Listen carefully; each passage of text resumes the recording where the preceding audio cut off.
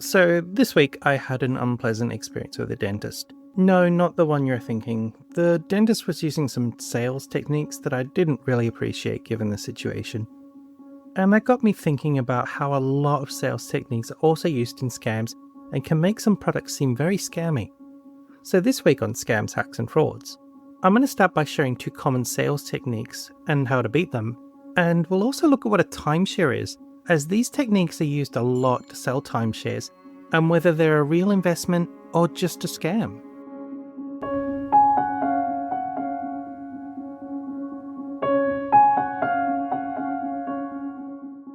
Remember to share this show with those you care about, especially those in your family who insist on talking to every salesperson they come across, especially if they're going to a tourist hotspot like Florida. Let's start with objection handling. No, you've not turned into legal eagle. This isn't a legal term. Imagine I'm running a cake stall, selling some amazing chocolate cakes. As you walk past, I try to call out to you, telling you how delicious these amazing cakes are and why you should buy some. And although it might be ridiculous to suggest this, let's say you're completely not interested in buying one. There's a lot of things that you might say. You might say that you're not hungry, or that you're in a hurry to pick up a child, or maybe even you don't like cake. Those are your objections to the sale. A good salesman, or scammer, has a response for each one of these. Not hungry now? That's fine. The cake keeps really well, so you can eat it later.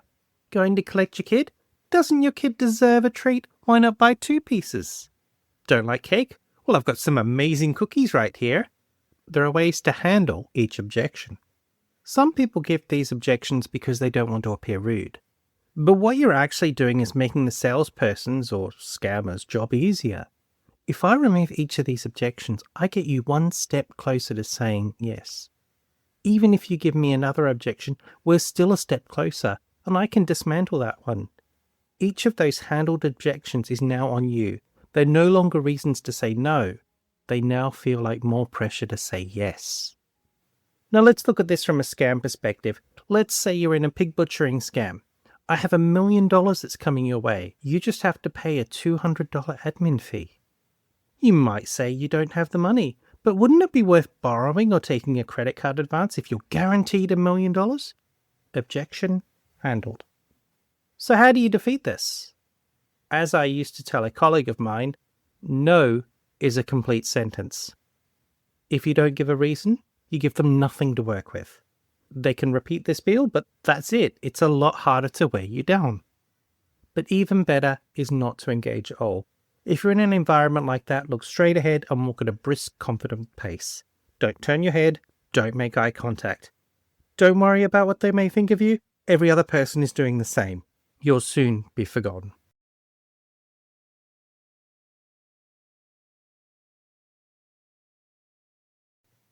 Next, I've been thinking about buying one of those titanium non-stick pans.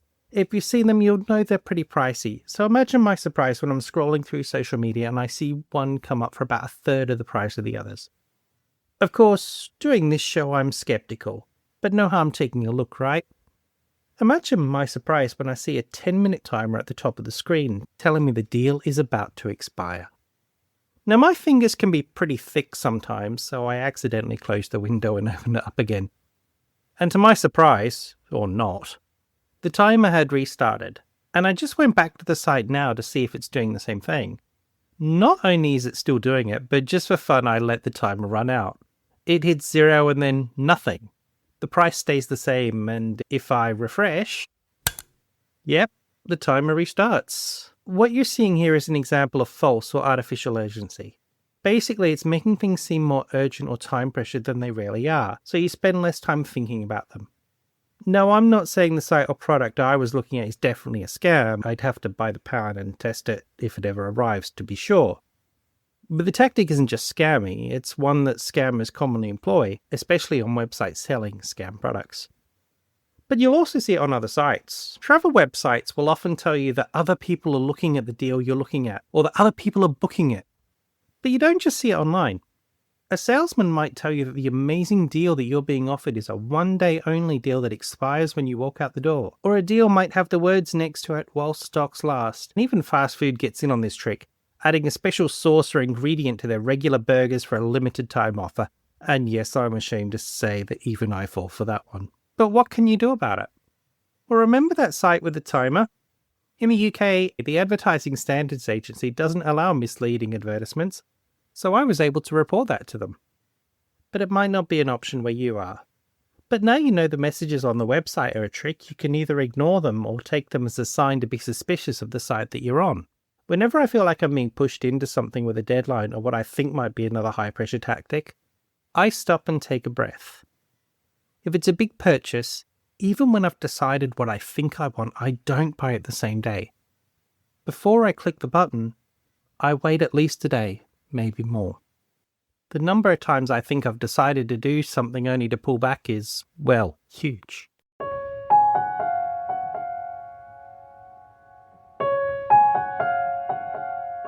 The place where you're going to see these high-pressure tactics a lot is in a timeshare presentation.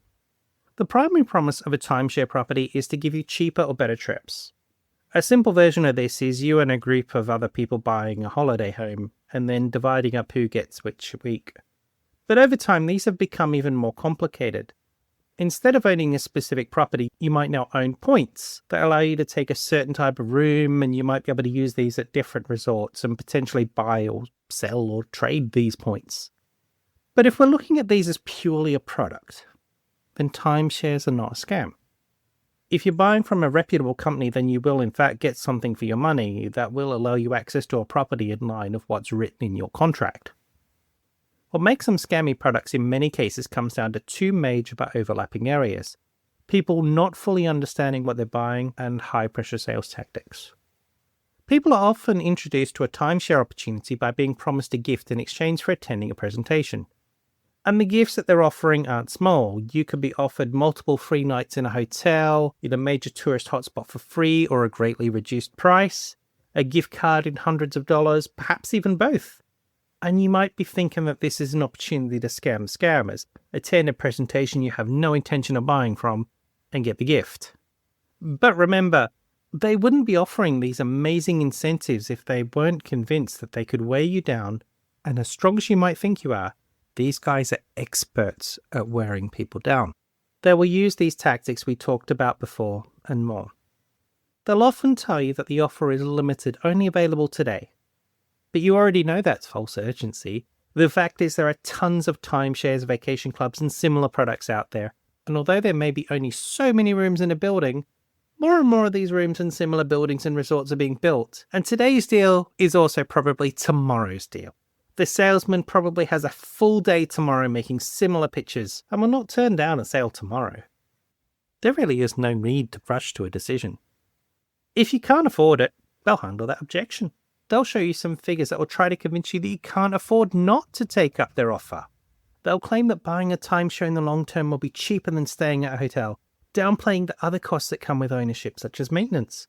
Because if you're a part owner, you're on the hook if the roof leaks, the windows break, or any other maintenance issues come up. And sometimes those maintenance issues can include building major resort upgrades intended to attract more timeshare buyers. You might also be told what you're buying is an investment, and that you will be able to sell your timeshares later. For the most part, whilst this is sometimes true on a technical level, it actually isn't possible in almost all cases. Some timeshare agreements make this difficult, some make it impossible. But even if you can get over that hurdle, the market for reselling timeshares is essentially non-existent, with one major exception: Disney Vacation Club. Often people get so desperate to get rid of their timeshare that they try to give it away. So what's our advice? If you're on a break and you're asked to attend one of these presentations, don't. Don't think you can outplay or outscam them by taking the price and running. These guys are experts in convincing people. If you somehow find yourself in one, just keep saying no, and maybe ask if the presentation is complete. Don't give a reason for saying no, just no. If you have said yes, and you're having buyer's remorse, get immediate legal advice to find out if you can withdraw. Depending what laws apply, and if you move quick enough, you might be able to pull out without any penalty. If you are thinking about buying a timeshare, look into it in the comfort of your own home. Do your research online, do your own calculations, And don't think of it as buying real estate. Think of it as prepaying for a hotel room.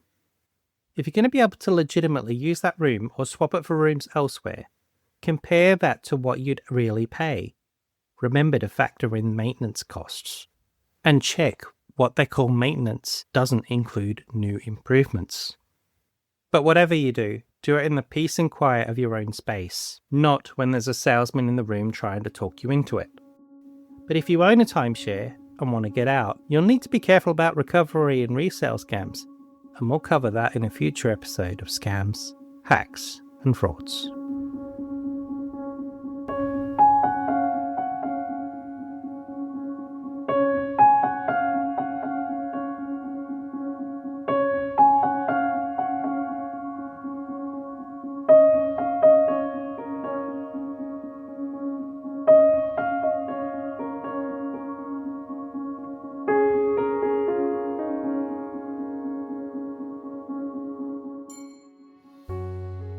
Scams, Hacks and Frauds is available for free under the Creative Commons with Attribution Share-alike license.